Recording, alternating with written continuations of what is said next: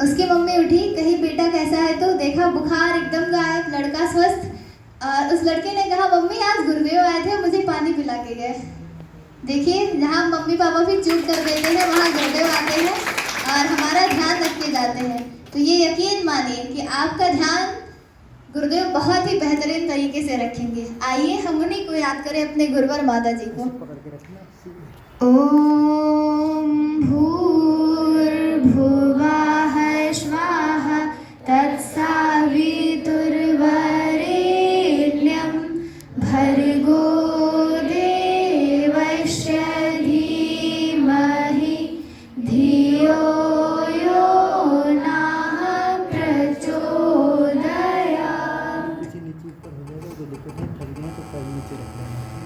हम सभी जीवन साधना शिविर में आए हुए हैं और यह 7 दिन का है।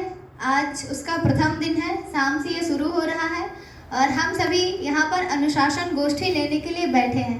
और आप सभी से सबसे पहला निवेदन यही है कि जब भी कोई क्लास लेने आए तो सर्वप्रथम डायरी और पेन हाथ में रखें। अभी आपको जो अनुशासन बताया जाएगा उसमें से शायद कुछ आप भूल जाए ना, तो डायरी और पेन होता तो आप नोट कर लेते। आपको बताया गया था ना, जब आना साथ में डायरी और पेन लेके आना। तो अब जब भी कोई क्लास हो तो बैठिएगा, उसमें डायरी पेन लेके बैठिएगा, ताकि कोई बात ऐसी जो आपको अच्छी लग जाए या फिर जो आपके काम की हो, फिर हमेशा हम दिमाग में रख तो नहीं सकते ना, भूल जाते हैं, तो उसमें नोट कर लेंगे ताकि हम जब भी पढ़ें तो वो हमें याद आ जाए। आइए हम शुरू करते हैं। तो आप सभी आ गए हैं, बहुत बहुत हमारे इस ज्योति कुंज गुरुदेव माता जी के परिवार में आप सभी का स्वागत है। गुरुदेव माता जी आपको यहाँ खूब प्यार देंगे। आपको आने में बहुत तकलीफ हुई होगी, कई के घरों से परमिशन मिलना भी कठिन था, लेकिन तो यहाँ आ गए, थकान लगी होगी, पर ये यकीन मानिए कि गुरुदेव माता जी आपको यहाँ इतना प्यार देंगे, इतनी शक्ति देंगे, इतनी ऊर्जा देंगे कि वह सब दूर होता हुआ चला जाएगा और मन एक असीम आनंद में डूबता हुआ चला जाएगा। आप सभी अच्छे होंगे, अभी कोई तकलीफ तो नहीं है? ठीक है। देखिए, हम सब बड़े सौभाग्यशाली हैं, क्योंकि गायत्री परिवार और शांति कुंज गुरुदेव का परिवार, चाहे जहां आप देख लीजिए वहां लोग जाते नहीं खुद की मर्जी से, बुलाए जाते हैं। उनको कौन बुलाता है? हमारे गुरुदेव और माता जी। क्योंकि सोचिए, आपके घर से परमिशन ना मिलते मिलते भी हाँ हो गई होगी, ऐसा हुआ होगा? कैसे हो गया? कई लोग परमिशन मिल गया होगा और वो कहे होंगे कि हम आएंगे, लेकिन वो नहीं आ पाए, ऐसा भी हुआ होगा। ऐसा जानते हैं क्यों? क्योंकि आपको गुरुदेव माता जी बुलाना चाहते थे, इसलिए परमिशन ना होते हुए भी अंतिम तक आपको यहाँ भेज दिए, क्योंकि वो आपको बुलाए हैं। और क्यों बुलाए हैं? वो आपको कुछ देना चाहते हैं। जब कोई बड़ा व्यक्ति किसी को बुलाता है तो वो क्यों बुलाता है? बेवजह नहीं बुलाता ना, वो कुछ देने के लिए ही बुलाता है, कि नहीं बुलाता? अब कोई राष्ट्रपति भवन में बुलाया जाएगा तो क्यों बुलाया जाएगा? सम्मान देने के लिए ना, किसी अच्छे काम को जो किया होगा उसी का प्रतिफल देने के लिए।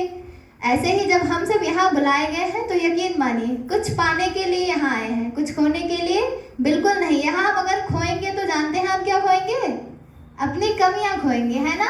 अब अपने अंदर जो भी कमियां हैं हम उसे यहाँ खो देंगे, और जितने भी अच्छाइयाँ हैं वो सब हम यहाँ से लेके जाएंगे। तो गुरुदेव माता जी आपको बुलाए हैं यहाँ कुछ देने के लिए। अब वो क्या देंगे ये तो वही जाने, पर बहुत बेहतरीन देंगे। जानिए कि अभी यहाँ श्रेया बैठी है और पिछले शिविर में आई थी एकता दीदी, सभी लोग, और उस शिविर के बाद इस शिविर का इनका जीवन देखेंगे तो बिल्कुल बदला हुआ। जो पहले कुछ जानते ही नहीं थे इस परिवार के बारे में लेकर, अब वो जाते हैं, बड़े बड़े यज्ञ करवाते हैं, आयोजन करवाते हैं। अभी खुद सीखने की उम्र है, फिर भी लोगों को सिखाते हैं। तो गुरुदेव ने बहुत कुछ दिया। यहाँ हम बैठे हैं और हमको अपना नाम तक भी बताना नहीं आता था। शायद आज ये सुनने में भी अटपटा लगता हो कि ये तो बहुत बोलती रही होंगी। नहीं, हमको बोलना बिल्कुल नहीं आता था, और ना ही किसी से मिलना। शायद आज भी हम किसी से मिलते हैं तो बड़ी हिचकिचाहट होती है, हम एकदम खुल के नहीं रह पाते, क्योंकि बहुत अकेले रहे हैं घर में।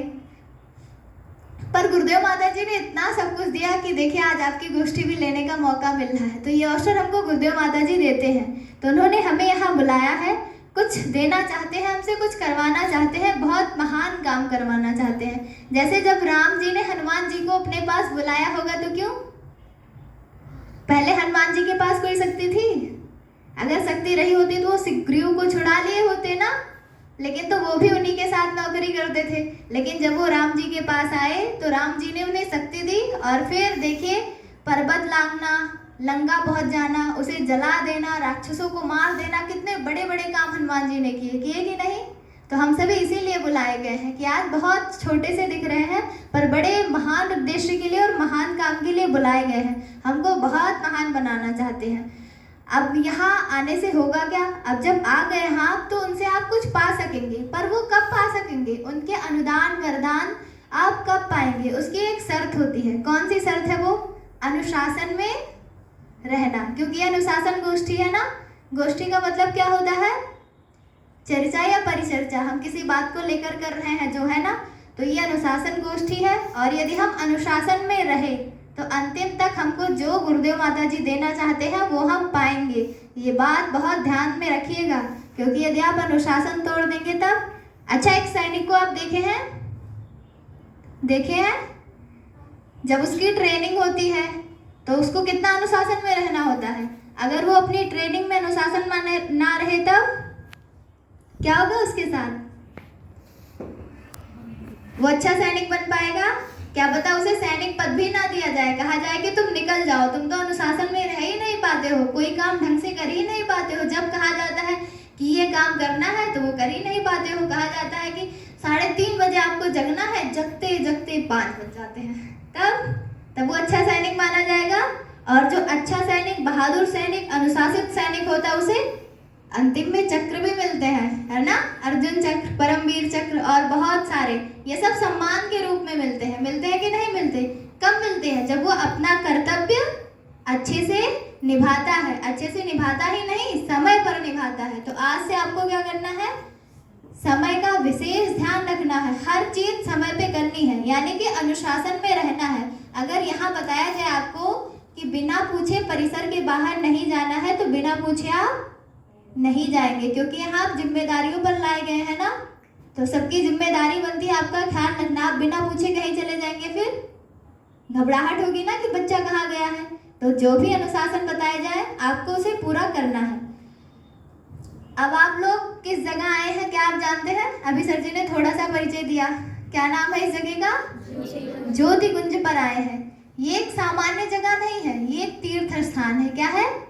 तीर्थ स्थान। तीर्थ स्थान माने पवित्र जगह। वो पवित्र जगह जहाँ पर आते ही हमारे मन के भाव, विचार, क्रियाकलाप सब बदलते हुए चले जाएं। आइए हम इसे कहानी के माध्यम से सीखते हैं। आपने श्रवण कुमार का नाम सुना है? सुना होगा ना? वो क्या करते थे? अपने अंधे माता पिता की सेवा करते थे। तो एक बार उनकी इच्छा हुई कि वो उन्हें तीर्थ यात्रा कराएं। तो वो तो देख नहीं सकते थे, अब वो पैदल चल भी नहीं सकते थे, तो उन्होंने अपने दोनों कंधों पर उनको बिठाया एक टोकरी में और कांवड़ यात्रा की तरह उसे उनको लेकर निकल पड़े। अब उनको जाते थे, जहाँ उनको भूख प्यास लगती उतारते, खिलाते पिलाते, उनकी सेवा करते, फिर ऐसे ऐसे लेके जाते जहाँ भी वो कहते उन भगवान के वो दर्शन कराते।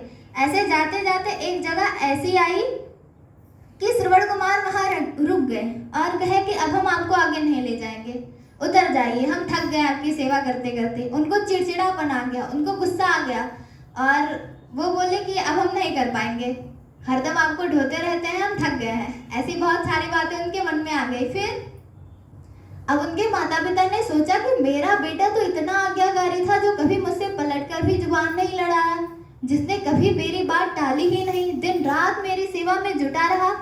ऐसा क्या हो गया कि आज मेरा बेटा ऐसा बोल रहा है? तो उनके माता पिता बहुत तपस्वी थे, तो उन्होंने अपनी आंखें बंद की और उन्हें पता चल गया कि क्या कारण है। और फिर उन्होंने अपने बेटे से कहा कि ठीक है बेटा, मुझे उतार देना, लेकिन थोड़ी और दूर लेके चलो, उतार दो। तो जब उनका बेटा थोड़ा और आगे गया, लगभग आधा किलोमीटर, तब उनके माता पिता ने कहा अब मुझे उतार दो। तो श्रवण कुमार ने कहा क्यों?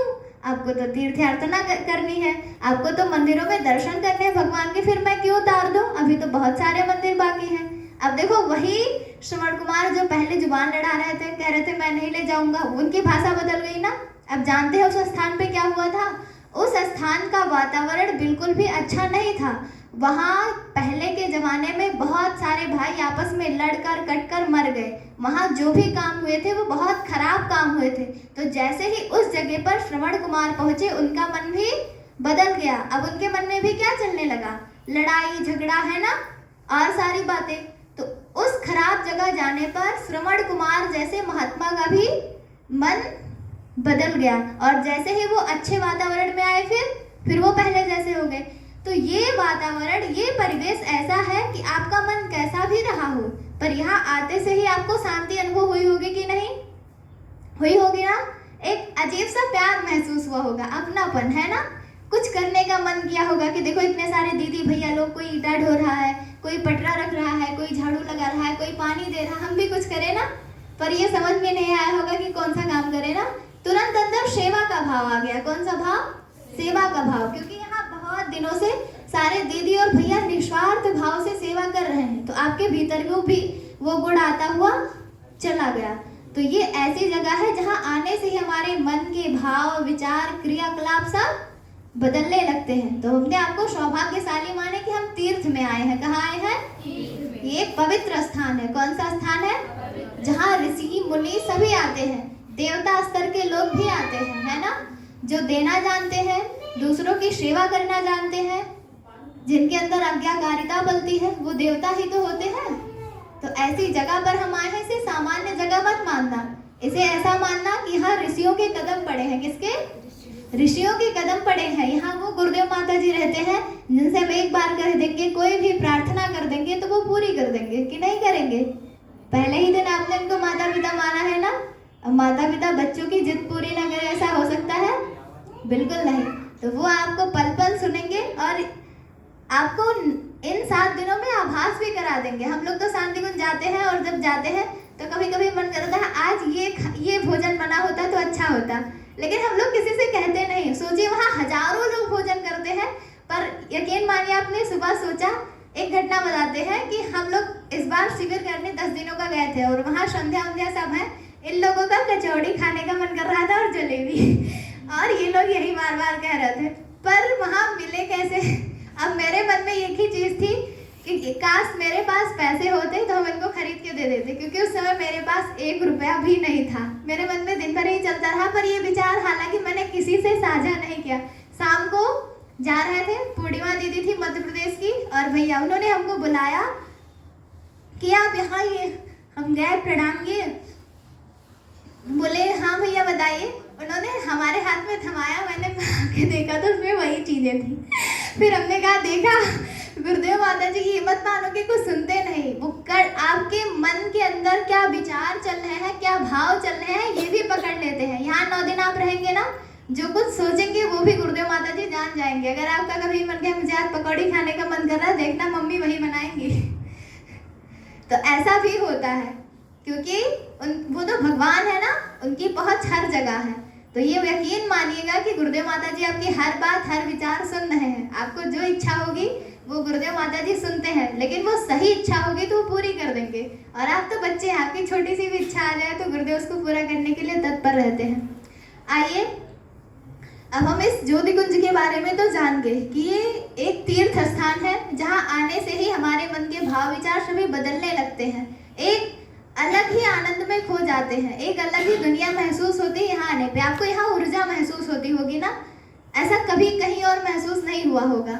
सुबह तक आप देखिएगा, आपको और अद्भुत और अलौकिक लगने लगेगा, क्योंकि यहाँ पर आप मानिए कि ऋषियों का, मुनियों का, हमारे गुरुदेव माता जी का निवास स्थान है। वो यहाँ आते जाते रहते हैं, सूक्ष्म रूप से दिखाई तो नहीं देते। एक और कहानी है, बताते हैं, बड़ा अच्छा लगता है। एक अंधा व्यक्ति था और वो भगवान जगन्नाथ के दर्शन करने का रोज जाता था कि मुझे भगवान जगन्नाथ के दर्शन करने हैं, पर वो अंधा व्यक्ति था, उसे दिखाई नहीं देता था। फिर वो क्या करता था, लाइन में लग जाता था, धक्के मुक्के खाते हुए चला जाता था, और कोई जान भी नहीं पाता था कि वो व्यक्ति अंधा है। और ऐसे ऐसे बहुत दिन बीत गए। एक दिन एक व्यक्ति ने उसे बहुत ध्यान से देखा तो उसे पता चल गया ये तो अंधा है। फिर उसने पूछा तुम आते क्यों हो, जब तुमको कुछ दिखाई नहीं देता, अब तुमको भगवान तो दिखेंगे नहीं क्योंकि तुम्हारी आंखें ही नहीं है।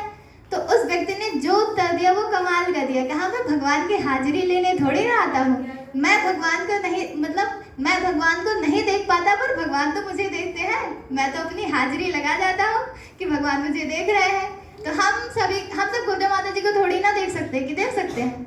इस ऋषियों को आप देख सकते हैं? ऐसे तस्वीर में तो देख लेते हैं, पर ये लोग तो हमको देख रहे होंगे, है ना? कि नहीं देख रहे होंगे? कहते हैं भगवान हर जगह है, तो वो तो हमको देख ही रहा होगा। तो हम ऐसी जगह है जहाँ गुरुदेव माता जी पल पल हमारी निगरानी कर रहे हैं। ये मत मानिए कि हम उनकी निगरानी से जरा भी हटके हैं। आप कहीं भी रहिएगा, कुछ भी करिएगा, वो सभी गुरुदेव माता जी देखते रहते हैं। तो आप ऐसी जगह आए हैं। अब यहाँ से आप सीखेंगे क्या? यहाँ से आप जीवन जीने का ढंग सीखेंगे। क्या सीखेंगे? सबसे ज्यादा जरूरी यही है। अच्छा देखिए, हम सभी को जीवन मिला है। जो पहले जी गए उनको भी वही जीवन मिला था, वही समय मिला था। 24 घंटे सबको मिले हैं ना। पर इसी 24 घंटे को कोई कोई कैसे जी लेता है कि वो महान बन जाते हैं, और हम लोग कैसे जीते हैं कि इंसान भी नहीं बन पाते, है ना? अब गुरुदेव माता जी भी तो इंसान के रूप में ही थे। वो तो और वैसे कपड़े पहनते थे, सादे सादे, और अच्छे नहीं लगते देखने में। हम लोग तो मेकअप वेकअप करके बढ़िया चमक जाते हैं, है ना? पर गुरुदेव माता जी का ऐसा नहीं है। वो लोग हमसे भी सादे बोदे रहते थे। कहा जाता है कि गुरुदेव माता जी ने केवल 2 जोड़ी कपड़ों का इस्तेमाल किया। जब तक वो एकदम फटे नहीं हो गए, गुरुदेव ने दूसरा लिया ही नहीं। वही पहना, वही धोया, वही प्रेस किया। इतने मतबई कि वो अपने लिए कभी कुछ खर्च नहीं करते थे, पर जब बात उनके और बच्चों की आती थी तो अपना सब कुछ लुटा देते थे। ऐसे ही गुरुदेव, अब वो अपना जीवन कैसे जिए कि इतने महान बन गए, है ना? देखिए, पहले गांधी जी भी तो छोटे से व्यक्ति रहे होंगे, विवेकानंद जी भी छोटे से व्यक्ति रहे होंगे, उनकी पत्नी कस्तूरबा गांधी भी छोटी सी व्यक्ति रही होंगी, है ना? और सारे लोग जिनको भी हम जानते हैं, महारानी झांसी की रानी कौन थी? वो भी एक छोटी सी बेटियां रही होंगी, है ना? जितने भी महान लोग थे वो भी तो पहले हम जैसे रहे होंगे, खेलते कूदते खाते पीते, है ना, अपनी मौज में रहते। पर अब वो कैसे जीवन जिए कि इतना महान बन गए, और हमको कैसे जीना चाहिए कि हम भी उन्हीं के जैसा बने, क्योंकि हमको भी जीवन में महान बनना है ना। अब बताइए, हर बार मानव का जीवन मिलता होगा? ये तो हमको पता नहीं। मिला इसी बार, है ना? हम मरेंगे कभी, क्या ये हमको पता है? तो जितना हमको पता है कि आज का समय 24 घंटे का ये जो अभी समय चल रहा है ना, अब हम इसको कैसे उपयोग करें। जैसे देखिए, हम इस समय आपको बता रहे हैं ना, तो हमारा ये कर्तव्य है कि हम चीज़ों को अच्छे से आपको समझा ले जाएं। पर आपका भी एक कर्तव्य है, वर्तमान में जीकर आप जो आपको बताया जा रहा है वो अच्छे से अपने मन में उतारें और सीखें। और ये ध्यान में रखें कि हमको जो बताया जा रहा है वो हमको अच्छे से कल से करना है। कल नहीं, अभी से। जैसे सोने का टाइम कब से है? 9 बजे से। पर अभी तो गोष्ठी चल रही है, क्या पता खाते पीते 9:30 हो जाए। तो आज तो 10 बजे तक सोएंगे, पर कल से हमें पूरे रूटीन में रहना है। तो हम क्या करेंगे? यहाँ रहकर जीवन जीने की कला सीखेंगे कि कैसे कोई छोटा सा व्यक्ति एपीजे अब्दुल कलाम बन जाता है और हम तो वहीं के वहीं रह जाते हैं, है ना? अच्छा ये बताइए, एपीजे अब्दुल कलाम के समय बहुत सारे विद्यार्थी नहीं रहे होंगे क्या? रहे होंगे ना? फिर क्यों एपीजे अब्दुल कलाम का ही नाम हम सब क्यों जानते हैं, किसी और का क्यों नहीं? क्या उनके पूरे क्लास का नाम हम सब जानते हैं? इसका मतलब उनके जीने का तरीका कुछ और था। क्या पता उनके अंदर ये हुनर रहा हो कि हार कर भी वो हार ना मानते रहे हो। उन्होंने लगभग 7 बार मिसाइलें बनाई और फेल हो गए। कोई 2 बार फेल हो जाए तो हिम्मत हार जाती है कि नहीं हार जाती?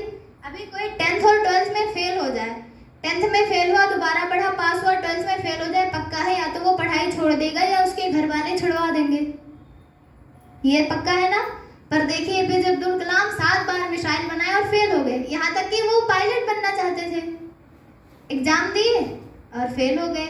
और जब फेल हो गए फिर उन्होंने साइंटिस्ट बनने का सोचा, इधर की फील्ड में आ गए। लेकिन जीवन में हार नहीं मानी उन्होंने, कि मानी? हार नहीं मानी। तो हमको क्या सीखना है? जीवन जीने की कला, कि कैसे एक छोटा सा व्यक्ति एक महान व्यक्ति बन जाता है। अब छोटे से अब्दुल कलाम महान अब्दुल कलाम बन गए, जिनको, अच्छा मानिए वो मुस्लिम थे ना, पर आपके मन में उनको इनका नाम याद करके भी ये सब भेदभाव कभी आता ही नहीं रहा होगा ना। केवल एक ही बात याद आती होगी कि वो कितने महान व्यक्ति थे, कितने अच्छे थे। उन्होंने अपनी भारत माता के लिए क्या से क्या नहीं किया। सोचिए, उन्होंने अपना सर्वस्व दांव पर लगा दिया। आज उनके खानदान में भी कोई नहीं, उन्होंने विवाह तक नहीं किया। किसके लिए? भारत माता के लिए ना। और महान बनते हुए चले गए। तो हम ये सीखेंगे कि कैसे त्याग से इंसान महान बनता है, कैसे सेवा करने से इंसान महान बनता है, कैसे समय का नियोजन करने से इंसान महान बनता है। तो हम सब यहाँ रह के वही सीखेंगे, कैसे हमारे माध्यम से पूरे समाज का भला हो सकता है। क्या एपीजे अब्दुल कलाम के द्वारा किए गए कार्यों से सिर्फ उनका भला हुआ? नहीं ना, पूरे विश्व का भला हुआ कि नहीं हुआ? अब जब उन्होंने मिसाइल बनाई तो एक मॉडल तो तैयार हुआ कि मिसाइल कैसे बनती है, और अगर भारत के पास मिसाइल ना होता तो क्या पाकिस्तान हमको बख्शता? आज कब के खत्म हो गए होते। कोई और देश हम पर कब्जा कर लेता, जैसे पहले गुलाम थे वैसे आज भी गुलाम होते। पर ऐसा नहीं, उन्होंने इतना संघर्ष किया और अपने भारत देश को भी सबसे महाशक्तिशाली राष्ट्र बनाने का प्रयास किया, और उनका यह प्रयास सफल भी रहा। तो हम सब क्या सीखेंगे यहाँ? यही तो सीखेंगे कि कैसे जीवन जीना चाहिए और कैसे समस्याओं के समाधान खोजने चाहिए। तो यह एक ऐसा तीर्थ है जहाँ हम सब हैं। अब हम आगे आएंगे और अब जानेंगे गुरुदेव माता जी का जीवन, कैसा जीवन उन्होंने जिया। अब जीवन जीने की कला हम सीखने आए हैं तो पहले गुरुदेव माता जी का भी जीवन जानना तो अनिवार्य है कि नहीं? अब देखिए, हमारे गुरुदेव तो 5वीं पढ़े थे। क्या पढ़े थे? 5वीं पढ़े थे। हम सभी तो बीए पास कर लिए होंगे, कुछ लोग तो 8वीं पढ़ लिए होंगे कि नहीं पढ़ लिए होंगे। इसमें 5वीं कौन कौन पढ़ रहा है? बहुत कम ही लोग ना, बाकी सब 5वीं प्लस होंगे। कोई 1-2 लोग ही ऐसे होंगे जो 5वीं में होंगे या 5वीं से नीचे होंगे। और गुरुदेव ने पुस्तकें कितनी लिखी? 3200। हम लोग बीए में है, क्या एक छोटी सी कहानी लिखनी आई हमको? क्या एक कविता लिखनी आई हमको? अभी नहीं ना। इसका मतलब हम कैसे अपनी बुद्धि का उपयोग कर रहे हैं, हम कैसे सीख रहे हैं, हम कैसे पढ़ रहे हैं कि गुरुदेव ने 5वीं पढ़ के 3200 किताबें लिख दी और हम 12वीं में पहुंच गए, 10वीं में पहुंच गए, 8वीं में पहुंच गए, हमको एक छोटी सी कविता भी लिखनी नहीं आई। इसका मतलब हमारे अंदर अभी जीवन जीने की कला का अभाव है और वही हम सीखने यहाँ पर आए हैं। पर गुरुदेव के अंदर एक गुण था, जैसे सबके अंदर एक गुण होता है ना, उसी गुण के आधार पर वो महान बन जाता है। आप लोगों ने मदर टेरेसा का नाम सुना है? सुना है ना? वो किस आधार पर महान बनी? सेवा के आधार पे, आप सभी जानते हैं। वैसे गुरुदेव के अंदर भी एक महान गुण था, आज्ञाकारिता का। कौन सा गुण था? कि आप जो कहेंगे वो कर लेंगे। वो अपने गुरु की बात एकदम पत्थर की लकीर मानते थे कि गुरुदेव ने कहा है ये करना है तो मतलब करना है। हम सभी क्या है, टीचर ने कहा चुप हो जाओ, फिर बोलने लगे, फिर कहा चुप हो जाओ, फिर बोलने लगे। ऐसे ऐसे कहते कहते पूरा टाइम बीत जाता है ना, क्लास खत्म और हमारा बोलना खत्म होता है कि नहीं? नहीं। पर गुरुदेव माता जी का जीवन देखिए। गुरुदेव जब 8 या 9 साल के थे तो उनके पहले गुरु, जिनका नाम था महामना मदन मोहन मालवीय जी, आप लोगों ने इनका नाम सुना होगा ना? सुना होगा। उन्होंने उनको पहली बार दीक्षा दी गायत्री महामंत्र की। पहले गुरुकुलों में विद्यार्थियों को गायत्री मंत्र की दीक्षा दी जाती थी। क्यों दी जाती थी?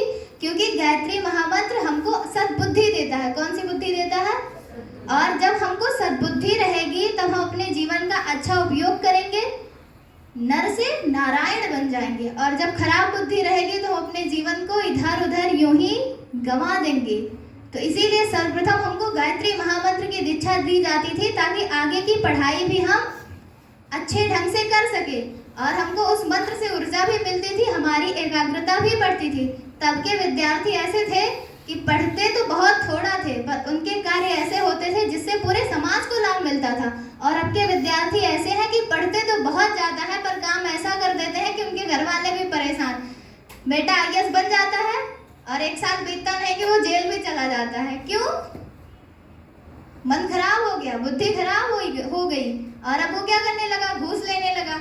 अब जब खराब काम करोगे तो कभी ना कभी तो पकड़े जाओगे। आप बहुत सारे IAS ऐसे हैं जो अभी जेल में है पर आप उनके नाम नहीं जानते होंगे। तो इसीलिए हमको सर्वप्रथम गायत्री महामंत्र की दीक्षा दी जाती थी ताकि हमारी बुद्धि हमेशा सन्मार्ग की ओर बढ़ती रहे। और इसी आधार पर पहले के विद्यार्थी थोड़ा पढ़कर भी महान बन जाते थे और आज के विद्यार्थी ज़्यादा पढ़कर भी वहीं के वहीं रह जाते हैं। फिर गुरुदेव माता जी को उन्होंने गायत्री महामंत्र की दीक्षा दी और दीक्षा दी ही नहीं, गुरुदेव ने इसे पूरे मन से उतारा। और जैसा उनके गुरु ने कहा कि 5 माला नित्य करना है तो गुरुदेव ने कभी भी ना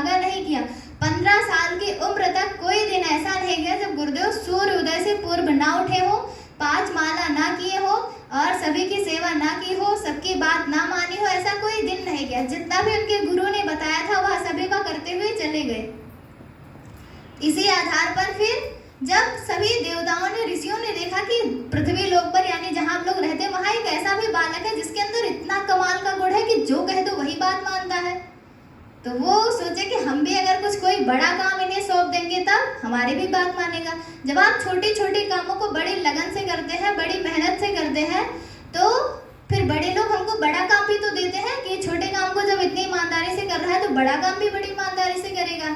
तो इसी आधार पर उनके गुरुदेव यानी दादा गुरु आए और उनको कहा कि अब तुम्हें बहुत बड़ा त्याग करना है, बहुत बड़ा काम करना है। अब वो क्या करना है, अब तुमको रोज 6 घंटे गायत्री मंत्र का जप करना है, फिर इसके बाद 2 घंटे रोज स्वाध्याय करना है, और खाने में क्या खाना है, जौ की रोटी और छाछ, नमक वमक बिल्कुल नहीं, कुछ नहीं।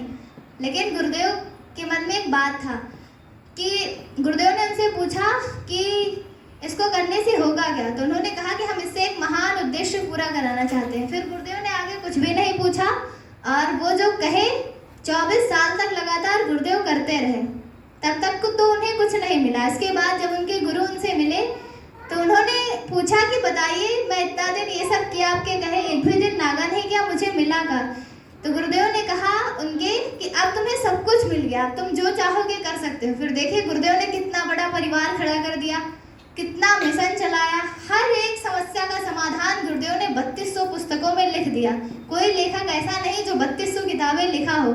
यहाँ तक कि गुरुदेव माता जी ने ग्रह नक्षत्रों के बारे में, विज्ञान पर इतनी सारी किताबें लिखी जिसे पढ़कर अभी जल्दी ही 2 ग्रह खोजे गए हैं और 2 नए ग्रहों का नाम गुरुदेव और माता जी के नाम से बताया गया। जैसे एक मंगल ग्रह का नाम सुनते हैं ना, तो वो ग्रह जब खोजा गया रहा होगा तो उसका नाम मंगल रहा होगा क्या, नहीं ना, पर उसे वैज्ञानिकों ने नाम दिया प्लूटो ग्रह, हम लोग जानते हैं ना। वैसे ही अब जो 2 नए ग्रह खोजे गए हैं उनको कौन सा नाम दिया गया है, पंडित श्री राम शर्मा आचार्य और माता भगवती देवी। अब गुरुदेव की पहुंच तो धरती से लेकर आसमान तक हो गई, हुई कि नहीं, किस आधार पे हुई, एक छोटे से गुण के कारण ना, आज्ञाकारिता की। वो अपने गुरुदेव का कहना मानते थे। तो हम सभी के अंदर भी गुरुदेव माता जी की तरह ये गुण होना चाहिए कि हम उनके कहे को माने, और इसी आधार पर हम भी महान बनते हुए चले जाएंगे। जब भी कोई बड़ा व्यक्ति हमको कुछ समझाता है तो वो हमारे भले के लिए ही समझाता है। और गुरुदेव ने गायत्री परिवार बनाया। गायत्री परिवार का मुख्य उद्देश्य है लोगों को देवता बना देना। क्या बना देना, देवता। देवता कौन होते हैं, जिनके अंदर अच्छे गुण हो, जिनके अंदर देने का भाव हो, जो लोगों की सेवा सहायता करते हो, दुखियों के दुखों को दूर करते हो। ऐसे लोग कौन होते हैं, देवता होते हैं। फिर गुरुदेव ने बहुत सारे प्रोग्राम चलाए, जैसे पर्यावरण से जितने संबंधित समस्याएं हैं उसके लिए क्या किया गुरुदेव ने, पर्यावरण आंदोलन चलाए। अब जैसे अपना ज्योति कुंज है ना, यहाँ से कौन कौन से कार्य होते हैं, लोगों को सही दिशा पर चलाने के लिए मोटिवेशनल क्लास चलाए जाते हैं, पीडीसी चलाई जाती है ताकि युवा भटके नहीं, कितने सारे वृक्षारोपण के कार्यक्रम चलाए जाते हैं ताकि हमारी धरती हरी भरी बनी रहे। और योग शिविर गांव-गांव लगाया जाता है। क्यों लगाया जाता है, ताकि सभी लोग स्वस्थ रहें। योग तो इसीलिए कराया जाता है ना कि सभी लोग स्वस्थ रहें, उनको पता चले कि हमको स्वस्थ कैसे रहना है। तो इतने सारे काम जो होते हैं वो हमारे ज्योति कुंज से किए जाते हैं। और भी सारे काम है वो आपको बाद में बताए जाएंगे। और इस शिविर का उद्देश्य आप जान चुके हैं ना कि यहाँ आने का क्या उद्देश्य है, जीवन जीने की कला को सीखना। किसकी तरह, महापुरुषों की तरह, है ना। अब हमारा कर्तव्य क्या है इन सभी चीज़ों को लेके कि इन 7 दिनों में या 5 दिनों में जितने भी दिन आपको यहाँ रहने की छूट है उसमें जो जो आपको बातें बताई जाती हैं उन्हें ध्यान से सुनना, वैसा करना। जो भी निर्देश यहाँ से दिए जाएंगे कि आपको इतने बजे उठना है, ये करना है, वो सभी आप करेंगे। ये हमारा कर्तव्य होगा कि हम यहीं रहें, अपने मन को कहीं और जाने ना दें। इसके लिए कुछ अनुशासन सर जी ने यहाँ लिखे हैं। अब हम आगे वो आपको पढ़ के सुनाएंगे क्योंकि समय बहुत हो गया है।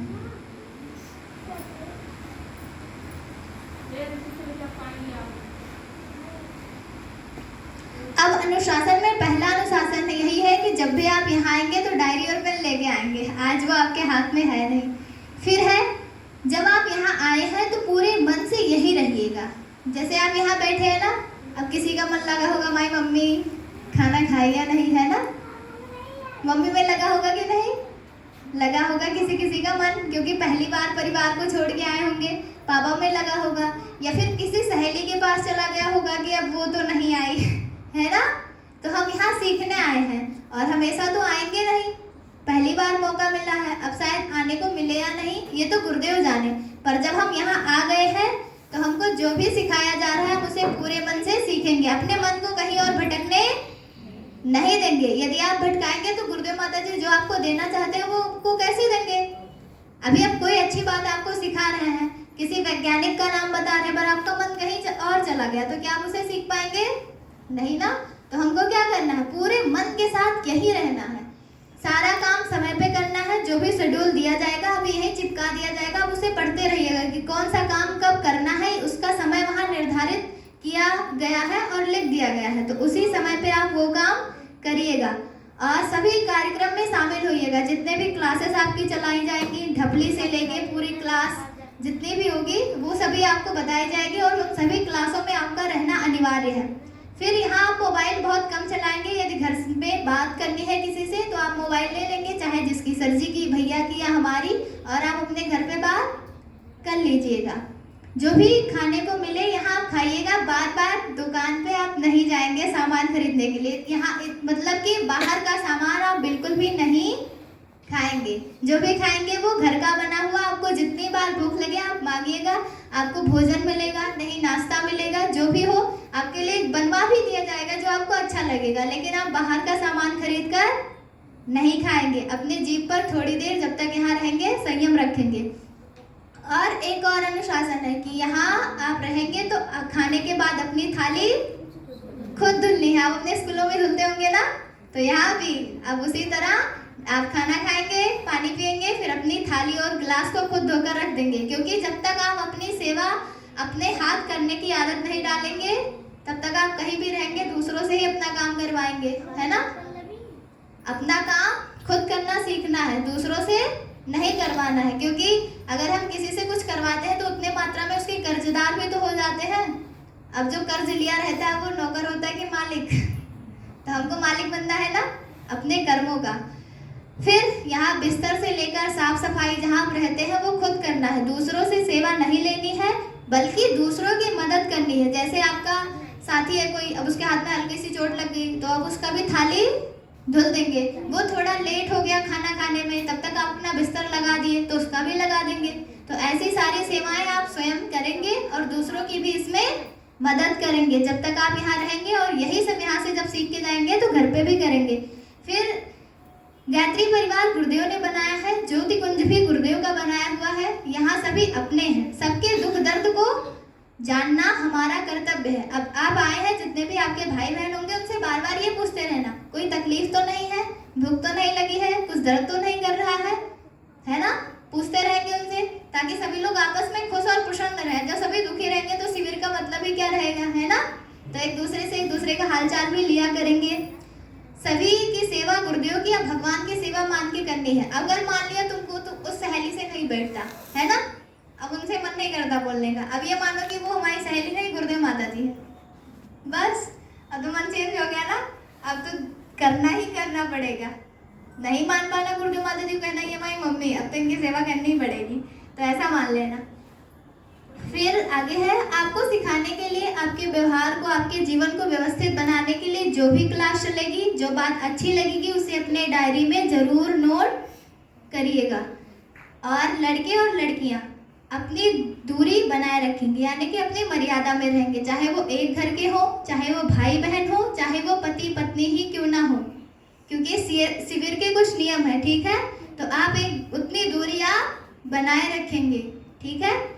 आगे है, आप सभी हो सके तो पीले वस्त्र में यहाँ रहिएगा, क्योंकि सूर्य भगवान कैसे होते हैं, हाँ पीले, है ना, यानी कि पीत कलर के, नारंगी नारंगी एकदम चमकते हैं, अद्भुत तेज होता है। सूर्य भगवान में तेज होता है कि नहीं। और वैसे जो भी कपड़ा कोई पहनो पर पीला पीला पहनो ही तो एक अलग ही चमक होती है कि नहीं, इसमें एक अद्भुत लगता है, आकर्षक लगता है। तो हम ये पहने रहेंगे तो अच्छा है, एकदम सूर्य से मिलता जुलता कलर कलर है, हम भी लगेंगे ना सूर्य के वंशज हैं। तो ऐसे सारे नियम आपको फॉलो करने हैं और आगे की जो भी अनुशासन था वो हमने बता दिया। अब आगे का जो संकल्प वाला है वो सर जी करवाएंगे। इसी के साथ बहुत बहुत धन्यवाद।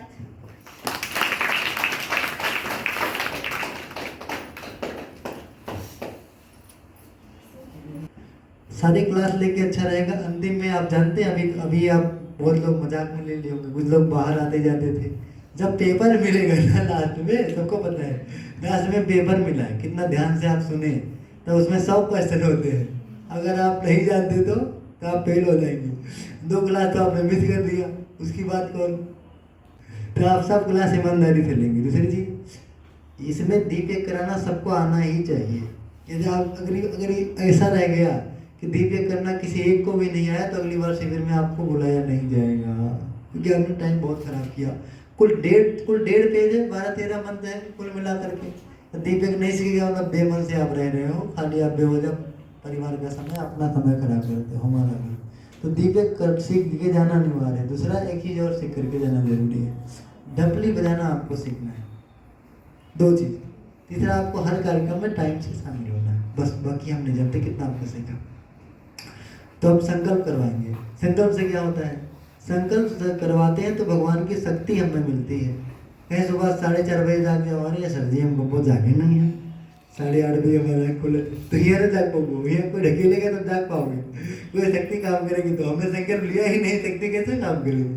तो सबको लेना है संकल्प। आपको थोड़ा अच्छा पुष्प देंगे हाथ में, थोड़े से मंत्र बोलेंगे, ठीक है। उसके बाद में लाइएगा, यही चढ़ा दीजिएगा, माता जी से प्रणाम करिएगा कि हमको शक्ति दीजिए, ताकि हम सारे कार्यक्रम में भागीदारी कर लें, बीमार नहीं पड़े, सुरक्षित रहें, ठीक है। दूसरी चीज़ है, 2 जोड़ी कपड़े आपको यूज करना है। अगर आप 4 जोड़ी भोर के ले आए हो तो 2 ही यूज करना, सेलेक्ट कर लो, ये धुलना है, क्योंकि यहाँ हम कम से कम में आपको गुजारा करना सिखाएंगे। इसीलिए आप 2 कपड़े केवल यूज करना, एक धुलना, एक पहन लेना। फिर वही, अब पता लगा 7 कपड़े लाए हो, 7 दिन में धुलने काम ही नहीं आ, जाओ फिर मम्मी को ऊपर लग दो। क्या सिखा आपने, डेली 2 ही कपड़ा यूज करना आपको, यहाँ धुल करके आपको रेगुलर पहनना है। एक बात आपको ये नोट करना। दूसरा, आपको एक गद्दा मिलेगा केवल, मैक्सिमम 1 लोगों के लिए, उसी पे आपको बैग भी रखना है, उसी पे आपको रहना सीखना है। बाहर पूरा कमरा आपके लिए नहीं। सर ऐसा क्यों, कमरे का माने, कमरे कम नहीं, घर भी आप यूज कर सकते हैं, लेकिन नहीं, कभी आप आड़े वक्त में आ जाए और एक गद्दा मिल जाए तो आपकी रात तक नहीं कटेगी, अगर आपको अभ्यास नहीं है तो। यहाँ प्रैक्टिस कर लो, पंखे भी आपके पास, लोग भी आपके पास हैं, लेकिन आपको समझिए कि उसी भी हमें इतने हिसाब से अपना बैग रखना है, तितर बितर कुछ ना हो। एक बैग, एक जो है बेडशीट पे अगर आप कवर करके रख लेंगे तो आप जीवन में कभी दुखी नहीं रहेंगे, थोड़ा भी रहेगा तो महान तक गुजारा कर लेंगे, ठीक। दूसरी बात है, हम बाहर के सामान बिल्कुल नहीं खाना है।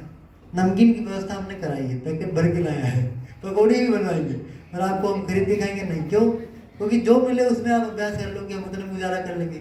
कोरोना काल में लोगों का दुख सबसे बड़ा यह था कि हम पकौड़ी खाने के आदी थे, अब तो दुकान बंद हो गई, चाय पीने के आदी थी, दुकान बंद हो गई, परेशान। तो हमारे लिए कोई दिक्कत नहीं, हमें सब प्रैक्टिस है, इसलिए आप कम से कम में गुजारा करेंगे। अब थोड़े शेड्यूल आपको बताते रहे हैं, पेज आपके पास है, ये मैं यही चिपका दे रहा हूँ, बार बार देखते रहना कब क्या करना है। आपको 3:30 बजे जाग जाना है। कितने बजे? अरे राम, तो कभी नहीं जागे, वहाँ रात भर सो भी नहीं पाएंगे, जागने तो छोड़ो, ये सोच के परेशान हो जाएंगे। 3:30 बजे जागना है। बाथरूम बना हुआ है वहाँ, घर का भी यूज कर सकते हैं, टॉयलेट यहाँ है, कोई दिक्कत नहीं। अभी आप 2 घंटे तक यूज नहीं करेंगे, सवेरे से यूज लायक हो जाएगा। थोड़ी नई टाइल लग गई है, पोछा पाछी करके क्लियर हो जाएगा, सुबह आप यूज करें, कोई दिक्कत नहीं, वो सब ठीक हो जाएगा। तो टॉयलेट बाथरूम आप यूज करिएगा उसको। 3:30 बजे जागना, 4:30 बजे यहाँ आरती में आ जाना है।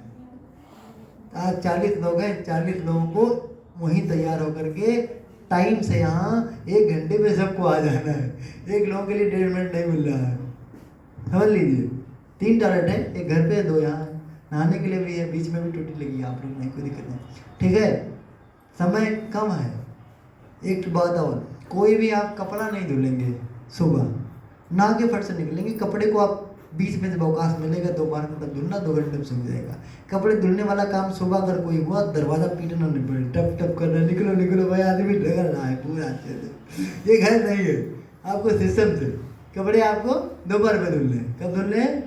थोड़े बहुत नॉर्मली जो बहुत ज़रूरी है वो अलग बात है, बाकी आप ऐसा नहीं कि 3-4 जोड़ी लेके बैठ गए, तो अगर रहे और का मौका ही नहीं आ रहा है। दूसरी बात यह है, पानी एक आदमी को नहाने के लिए 1 बाल्टी से ज़्यादा यूज़ नहीं करना है, क्योंकि यहाँ कमी है। कमी कुछ नहीं है, आप अभ्यास तो करो। आप 2 लोटा 3 लोटा डालोगे तो मैल गल जाएगा, रगड़ रगड़ के साफ करो। 1 लोटा डालो, ठीक हो गया। 1 लोटा और डालोगे, साबुन शरीर में लग जाएगा, 2-3 लोटे में साफ हो जाएगा। 1 बाल्टी पर्याप्त है, बाल्टी भी बड़ी वाली लाया हूँ। अभ्यास करना मैं कह रहा हूँ, कम में गुजारा करो। बाहर चलते हैं तो 1 बोतल पानी मिलता है, गलती से 3-4 स्टेशन पानी देने वाला नहीं आया ना, तो आदमी पता पड़ता है फिर पानी की कीमत क्या होती है। 20 रुपया देना पड़ता है। तो बजाना सीख लोगे तो आप जीवन भर खुश रहोगे, है ना। क्लासेस चलेगी, यहाँ के लोग भी आपकी क्लास लेंगे, बाहर से लोग लाएंगे। अब जो हमने कहा है आप कर ले जाएं, उसके लिए परमात्मा भी आपका सपोर्ट करे, गुरुदेव आपका सपोर्ट करें, इसके लिए संकल्प करेंगे।